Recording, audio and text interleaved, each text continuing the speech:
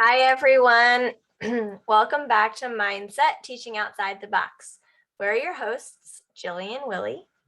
And Eileen Edwards. And today we are talking about self-care and self-love. Oh, this is so good. And it's perfect timing because if I'm not mistaken, September is self-care month or something like that. I heard that somewhere. I was like, oh, that's so cool. So it kind of goes hand in hand. So yeah, we're going to be talking about how to care for yourself. And that's something that I know myself as a mom and a teacher and any parents out there who work, most people in general, forget to take care about yourself, ourselves. We're so busy giving and caring about other people that it's very easy sometimes to forget that we matter too. And we think that we always have to, always make other people happy. And it's always about the other person. And while, yes, we want to do what we can to support and care for the people in our lives, of course, but you can't fill from an empty bucket. You have to take care of yourself. And we've talked so much on so many other episodes that it starts with you and we create the world around us. So think about if we aren't taking care of ourselves, what that's doing to the world we're creating. And the big difference that is made when we do take care of ourselves and make ourselves a priority, then your world is going to be so much different. Yeah. Early in our life, we actually depend on others to care for us, right? So when we're small and tiny and delicate, grown-ups hover around us, they hold us, they sing to us, they might even rock us asleep. And even as we move into a toddler stage, they like celebrate every step we take, every syllable that we make. But then when we get older, we don't offer, that same care to ourselves. We often actually can't rely on others to care for us, to offer care either. So that's why it's really, really important that we learn to care for ourselves under the layers and layers and layers of adult experiences, under our accomplishments and roles and responsibilities. There's a delicate being that needs to be cared for. Mm-hmm. Absolutely. And it goes back to a program. That's what our society particularly, I don't know that every culture is this way, but at least in the US, it's a program. We've talked a lot about that is what runs the show, in our subconscious mind. So it's not necessarily that we're putting out there, I don't care about myself. It's what's ingrained in us. And it's something that we do need to take the time to reverse and to change the paradigm that we are taking care of ourselves while also taking care of the other people around us. So one tip, we're going to talk about some tips and some different ways to take care of yourself. So one suggestion I have is to give yourself grace. This is something that, again, I know a lot of people aren't great about. Of course, there are people out there who I'm sure are wonderful at this, so go you. But this is something I know I've struggled with. You don't have to be perfect. You're never going to be perfect. We are always learning and growing, no matter how old you are, no matter how experienced you are at X, Y, and Z, no matter how many years you've been working or how many kids you have, you are always learning and growing. And you're never going to have it, at, above mastery level, right? And when you know better, you're able to do better. So it's okay to have a bad day. It's okay to not know what you're doing.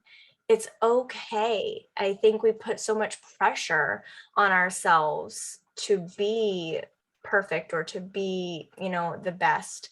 And, that's not saying that you don't want to work on yourself to do the best you can, but that the best you can do is okay. And And it's okay to make mistakes. It's okay to fall.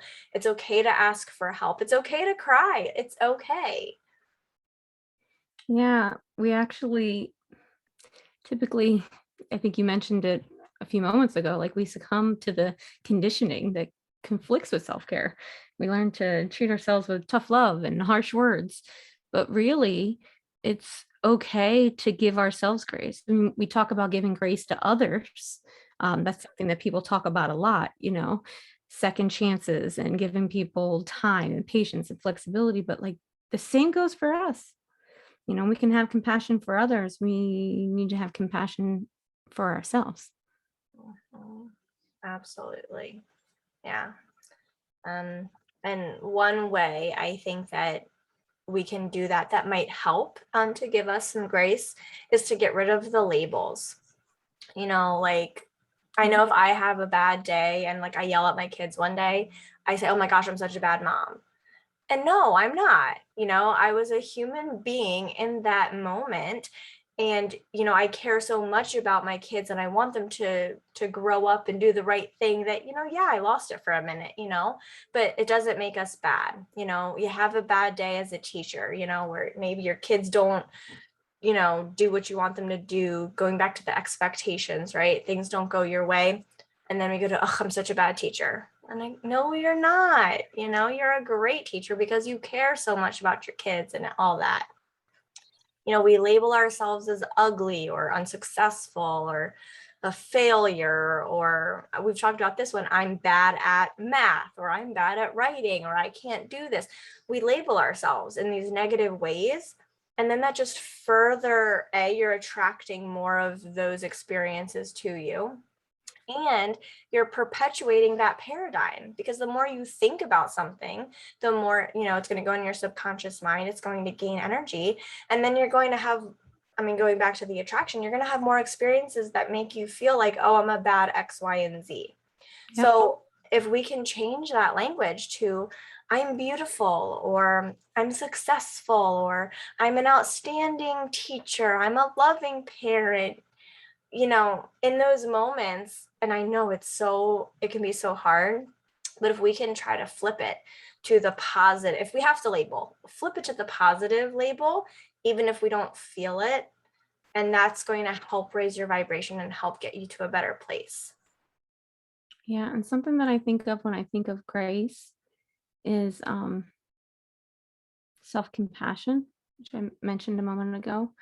But self-compassion involves creating a space within ourselves that is judgment-free, which I know is so hard. We talked about that on that episode with Ryan weeks ago. Like that space that just there isn't judgment, space where we can respond to, like you said, failures or frustrations with care and even loving kindness. When we have a bad day or you hear that inner critic, it's normal, it's human. We just have to notice what's happening and imagine. A strategy that I'm thinking of is like imagining that um, a great friend was in our position and what would we say to them? It's like whatever it is that we would say to them, we need to direct that at ourselves. Mhm. Actually, I posted about that in another group, not our Facebook group, but I have another Facebook group that I run. And I just posted that actually the other day, to speak to yourself as you would a friend or a loved one. It makes a big difference. And when you think about it, why aren't we a loved one? We're ourselves, right? We should love ourselves. So it makes so much sense. Well, I think that all of us, even if we are aware of it or not, we all have like a inner child, and that inner child may not have received the tender care that it deserved or that maybe it still desires. And self-care isn't taught in schools, although it should be. So then when we evolve to adults, we just don't have that ability, even though it can be fostered, it can be had, it's just not there. It doesn't feel natural, let's put it that way. It's so common for us to treat other people, right, than more care than we do ourselves.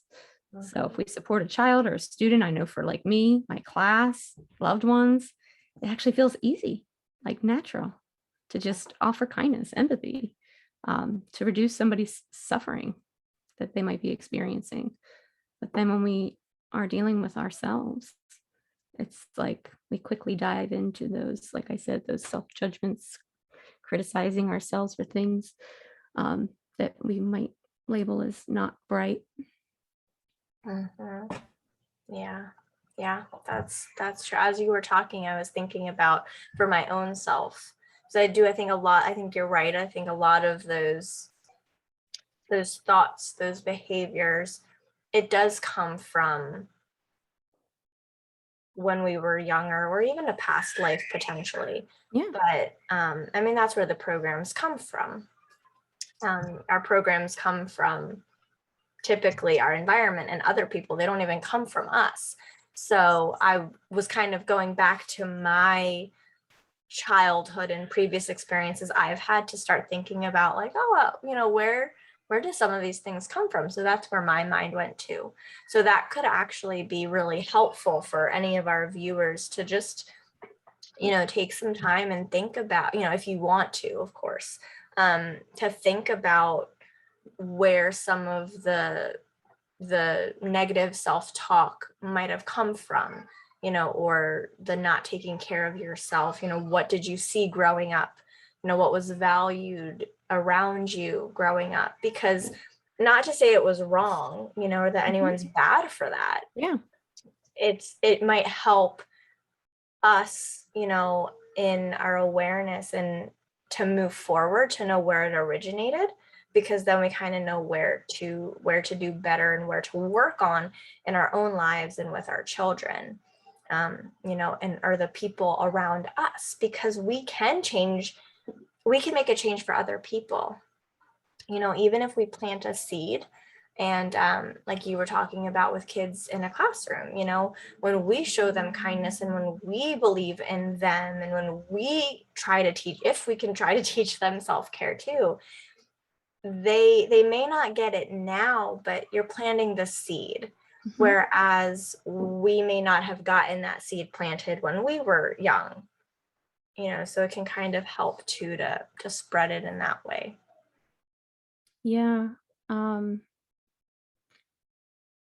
Fortunately, I feel like there are some things that are self-care that maybe people don't um, realize how powerful they might be. So, like meditation, mindfulness is an act of self-care, an act of compassion. So if we're sitting and taking time to turn inwards, we can come back to ourselves. We can offer kindness, compassion that maybe we wouldn't receive from someone else or the world around us. So I think we just have to give ourselves permission to care for ourselves, to be kind, graceful, forgiving. And something that has come up for my class is like um, having like a gentle pace, you know, giving ourselves time just to slow our breathing, you know. Another thing that um, we talked about in the first couple weeks of school is like, and they actually included it in their class mission, was um, progress over perfection. We're not here to just keep pushing and pushing and doing and doing and doing and doing until it's perfect. We don't need to be perfect. We're growing, we're making progress, we're taking care of each other, we're taking care of ourselves. But that taking care of ourselves is really important. And I let them see that. Like someone called it the other day, like, you know, thank you for being vulnerable to them. It's like something was happening and I wasn't feeling well. And it was like, excuse me, I need to take, you know, a moment. I need to take a break. This is what's important right now. And I think we need to show kids, by the way that we, role model for them, that we're going to take the time to take care of ourselves. Even if, like with me, when I first started my meditation journey, like it was literally just 10 minutes in the morning, every morning. And then it turned into 10 minutes twice a day. And now it's, 10 minutes twice a day and another 20 or 60 or 90 minutes, depending on just showing those around us, whether they're adults or children, that it's important that we take care of ourselves. That it's okay to take care of ourselves. Mhm. I love that. I love that you brought up too meditation. I know we've talked a lot about meditation, and we've had quite a few guests come on talking about meditation. That is a great way to show love and care to yourself. And self-care looks different for everyone. Yes, Something that, Eileen does for self-care might, to me, not be self-care. absolutely. It's all about how you feel. So whatever you're doing, if it makes you feel good, and if you feel relaxed or happy, or whatever you need, because it's different. Some people might want to relax. Some people might just want to do something that they enjoy. Maybe it's active and not relaxing, but to them it's what they need. So it's about whatever you need to make yourself feel the way that you need to feel refreshed and energized, and able to take on the day.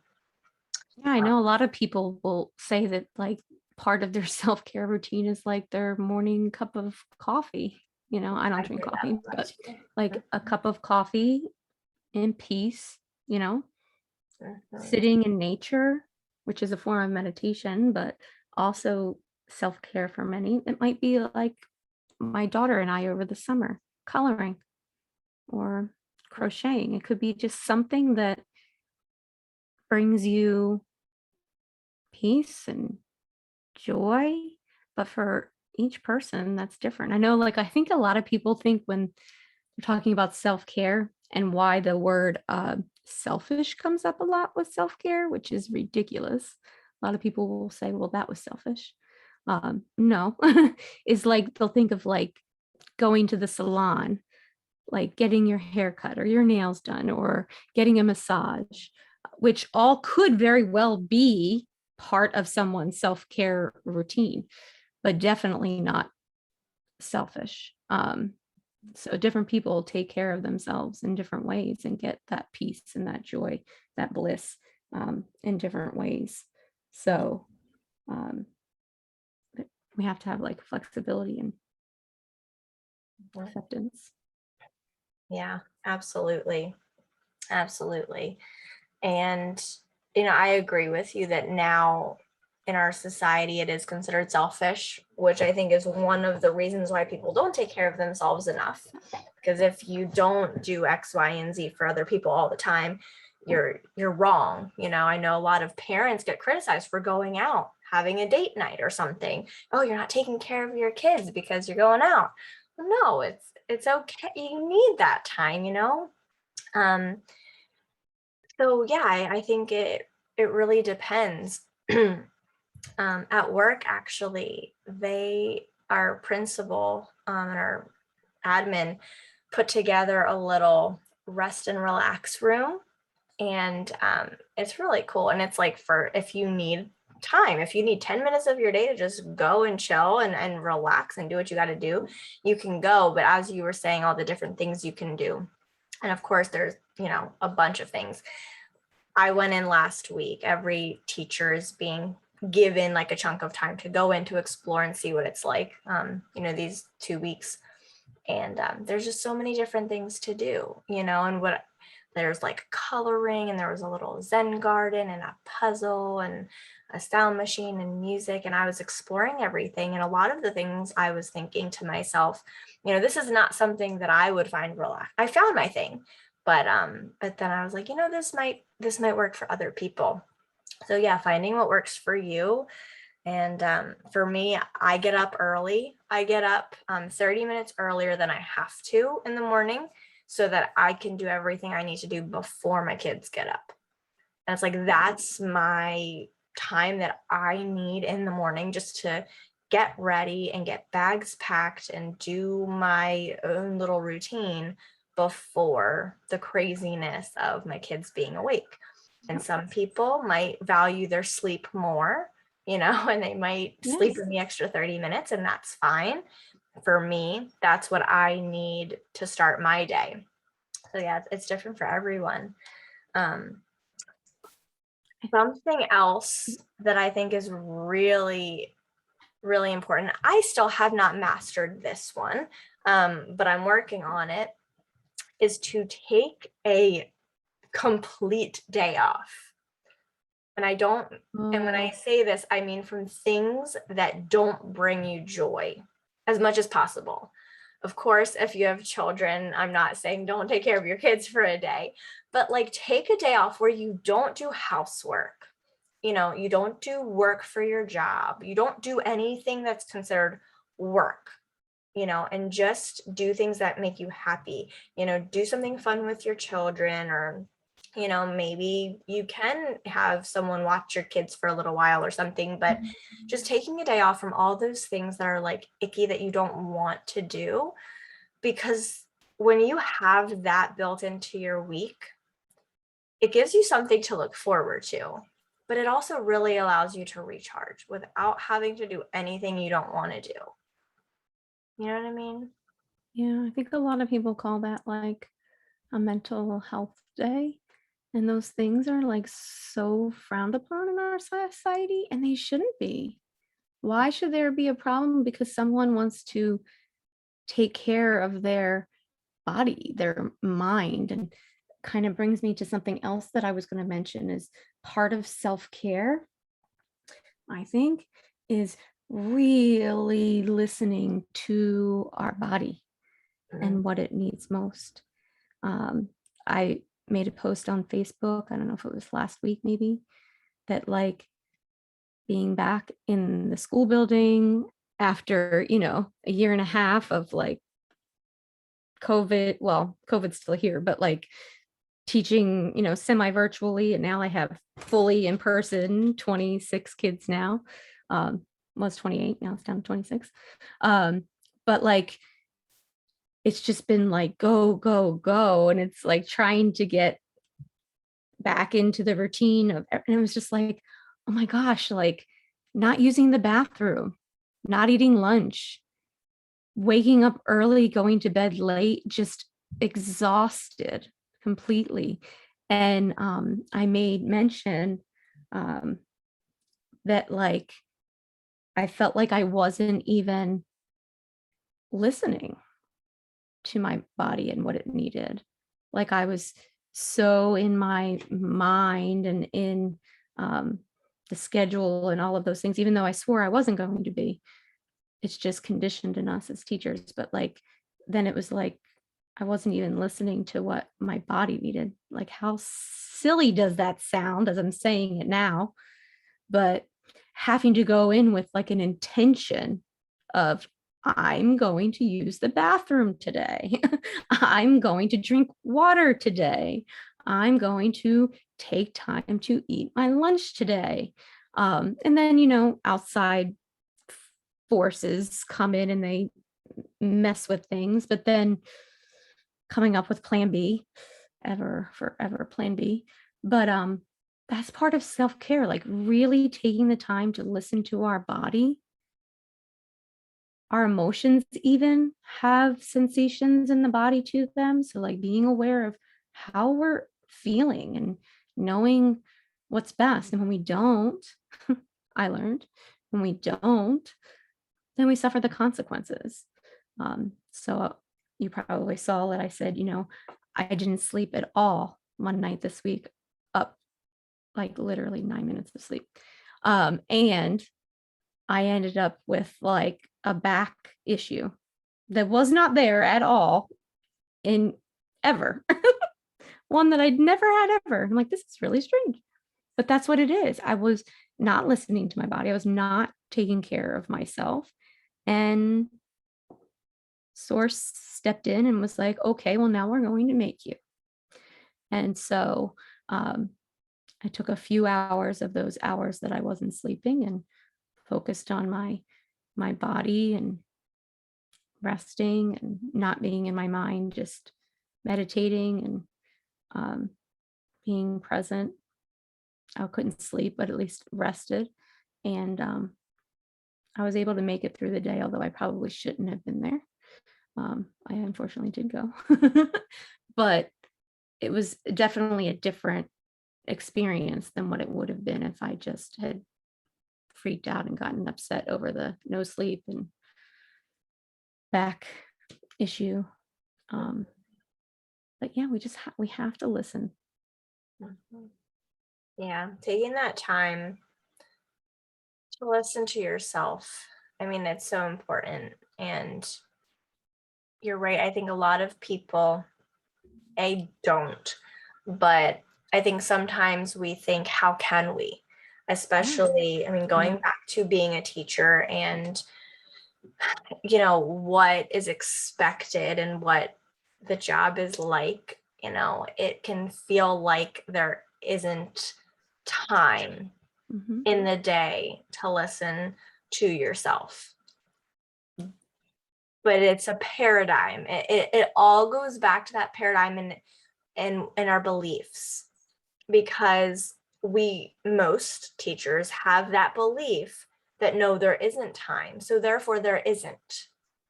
But if we can work on, and this doesn't just go for teachers, I mean, this goes for anybody, but just speaking to what I know personally, if we can kind of bring it back a little bit and even just take it like 5-minute chunks, like I'm gonna have 5 minutes today where I'm just going to stop and I'm gonna listen to my body and I'm not gonna worry about anything else. And then, that time can slowly start to increase. Um, because it's not right that we don't listen to ourselves, and we lead by example. So if we're stopping to listen to ourselves and what we need, then, I mean, kids, I'm just speaking of kids, but even people in general, I mean, adults too, but kids are sponges. I mean, they watch everything that you do, whether you realize it or not. So kids can tell if you haven't been taking care of yourself, because your energy is different, and the way you're going to act is different. Um, versus when we do take care of ourselves, and then we're a better person and we're showing them, as you were saying earlier, the importance of taking care of ourselves. Um, and then even other adults around you are going to see that. I mean, I've shared with my team and other teachers at my school that I don't take work home with me. I mean, I had 2 pre-tests that Friday afternoon I thought about, should I put this in my bag or am I going to leave it till next week? And I said, no, I'm leaving it here. So they're on my desk and I don't take work home. And people ask me how I do it. And it's because I set the intention, when I am not at work, I am not working. I'm going to take that time to take care of myself. And since I've started doing that, it's made a big difference. I'm still doing other things, and I probably need to try to take care of me a little bit more, but it's one thing that I've done to try to care about me a little bit more, because I know that I need that time to step away from the job, and I can't let the job run me, because I've done that for too many years. But it's taking those little steps. And when you set the intention, this is what I'm doing, it just works.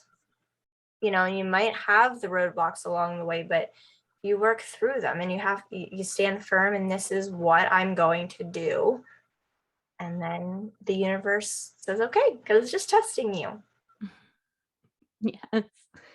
One thing that I was not in what you were just saying, but before that, um, like a tip for the whole like taking care of your body and like being aware of what's going on.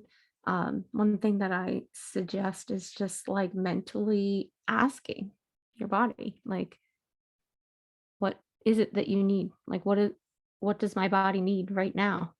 And just like listening, just you might not necessarily hear it talking to you, but it'll talk to you in its own way. Right? It's It like, will in it one might way be, or another. it might be that suddenly you realize that you have this big ball of tension between your shoulder blades that you didn't realize has been there all day. It might be that you finally listening to your body realize, oh my gosh, I really need to use the bathroom. Like, just asking, what is it that my body needs right now, and sitting with it. What does it need? I feel like I offer that suggestion to other people, but like, even for me, I'm thinking I need to probably do that like 3 times a day, because otherwise I'm just going to push through the entire day and I'm not taking care of myself. And something else that came up for me, you were talking about like the class will know. They'll know because you'll be irritable, impatient. It could be that you're tired, headaches. Like, they can tell when you're not yourself. And so we really need to make sure that we're taking care of ourselves. We can't take care. People say that all the time, like, you can't take care of your kids if you don't take care of yourself. But it's true. Like, we can't. And when we really do take care of ourselves, I think I talked about this on a past episode, we really do take care of ourselves, we really are so much better able to take care of those that are around us. It really does work.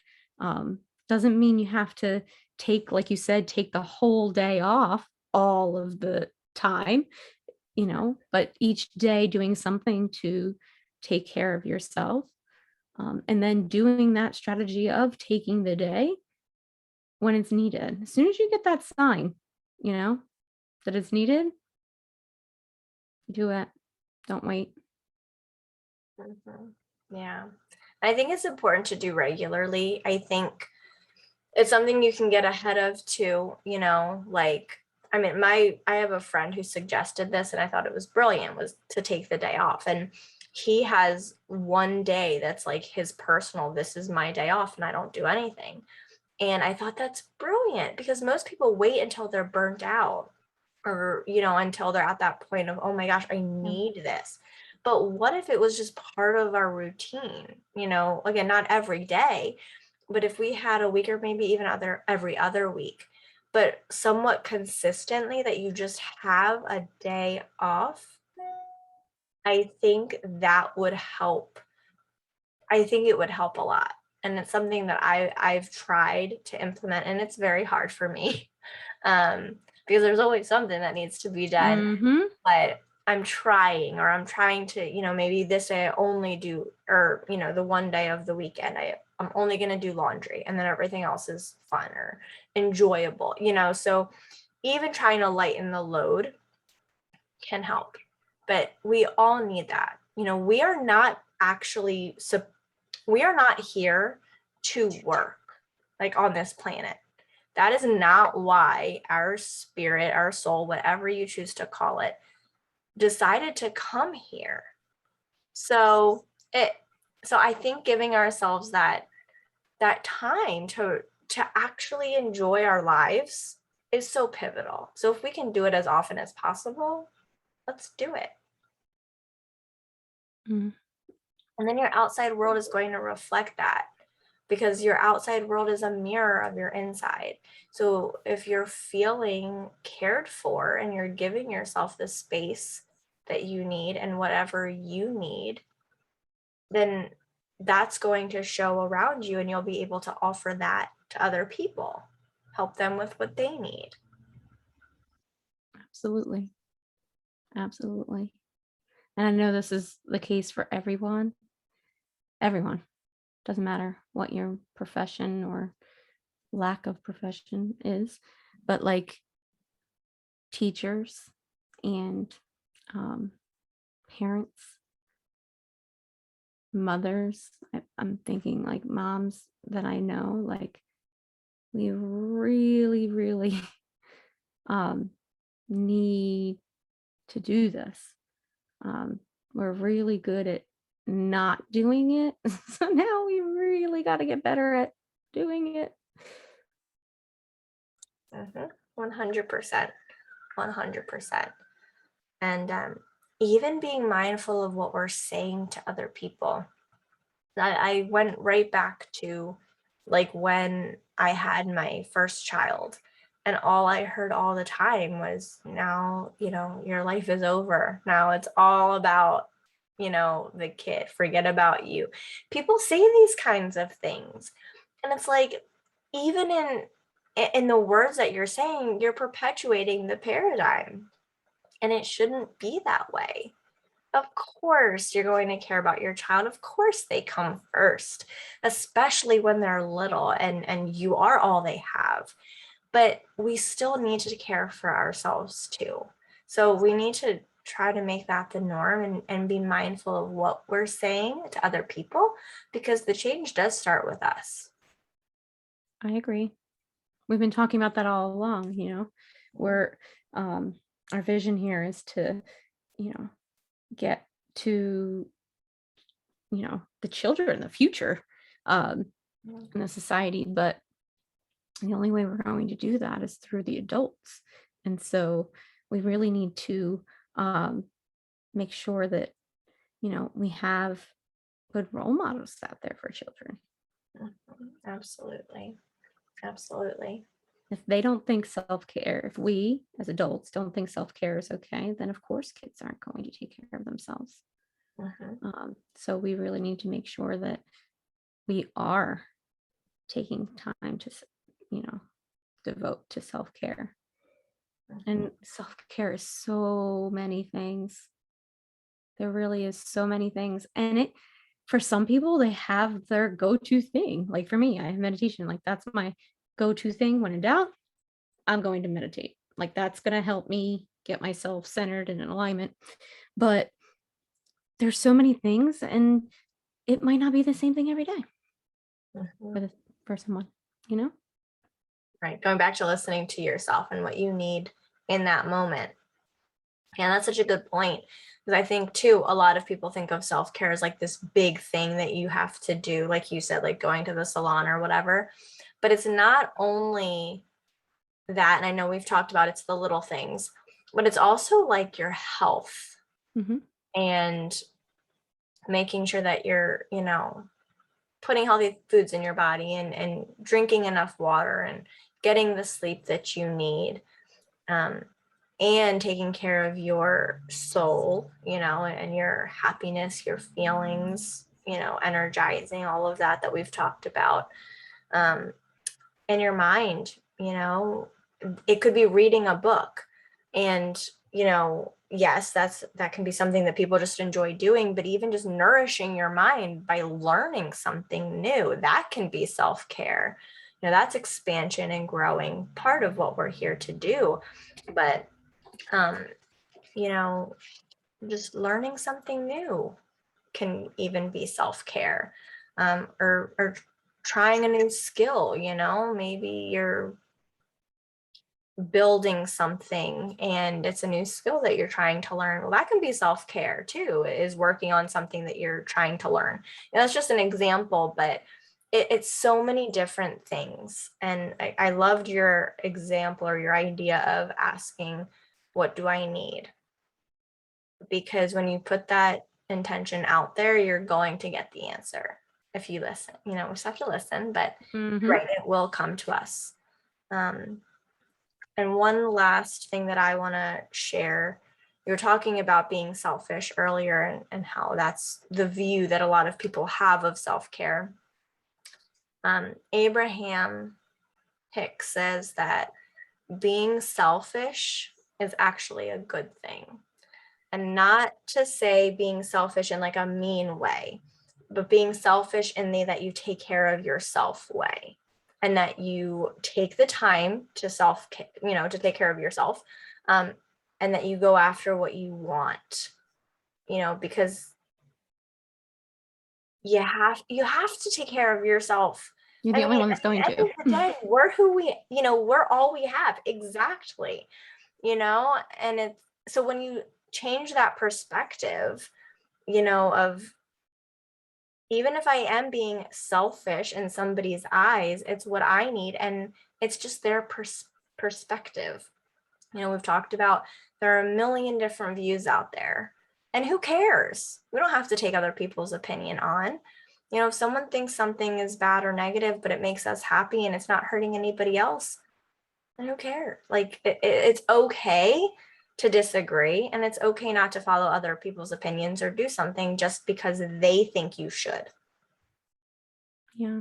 And something else I wanted to bring up for self-care, I meant to earlier and I forgot, is that a lot of self-care for people is like internal work, like that idea of being inside our own body, paying attention to our body, paying attention to our thoughts, like this mindfulness and meditation, and even like coloring or crocheting, like these things that are like time for us. But many people find self-care to be about community, like about spending time with other people, not necessarily their children, maybe, but like, a time for, to go out and hang out in the yard with a neighbor, or just getting time to be with other adults, or maybe some, I'm trying to think of, there's many friends that I have, like men who, play on sports teams, like a softball team or something. So like self-care is different for everyone. And it's really about taking care of yourself and what you need. And I heard someone today in the workshop I was talking about, like saying that they need connection with others. Like that's what they need. And so like the pandemic has been really hard for them. Whereas others might have gotten more self-care in during this last, 18 months or whatever. So just wanted to mention that it's not necessarily always just about you being alone. You might be. For me, self-care is alone, but it's not for everybody. No, that's an excellent point. It really is personal for you, what you need. And there is no right or wrong. It could even be cooking, like for your family. I mean, it can really be anything. Not me. No. Other people, yes. Yeah, that is a great point though, because you're right. I think a lot of people do think self-care is just you have to be by yourself, but you're absolutely right. It can be whatever you need, whatever makes you feel good. And I think we need to understand that when we're dealing with others, because not everyone is the same. We're all different. We all learn differently. We all, are successful differently. We all have self-care differently. So just because someone is hanging out with a friend and are saying that that's like, they need this because they need self-care, like we shouldn't, interfere with that just because for us self-care looks like this. Do you know what I mean? Like we need to offer grace to ourselves, to everyone, and accept differences. But do the self-care, take care of it. Not going to have people that are going to step in and take care of it for us. We have to do it. Yeah, absolutely. Absolutely. I think that's a good place to wrap up for today. Hopefully our viewers have gotten some good ideas, something to think about. I'm just taking the time to think about what do you really want? What do you really need? And again, it can change day to day and moment to moment. So anything else? I'm thinking of offering a meditation, obviously to our Facebook group. So after this podcast and YouTube episode releases, I'll announce more details about that, but offering a meditation that kind of centers on self-compassion and self-care. And for many, it'll actually be an opportunity to get some self-care also. And so I'll give more information about that once it releases in our Facebook group. And people can find the episode on Wednesdays on our YouTube channel, Mindset Teaching Outside the Box, and also on our podcast. Awesome. Thank you so much, Eileen. That'll be really great. And as always, we're so grateful for all of our viewers and our listeners, and we will see you next time.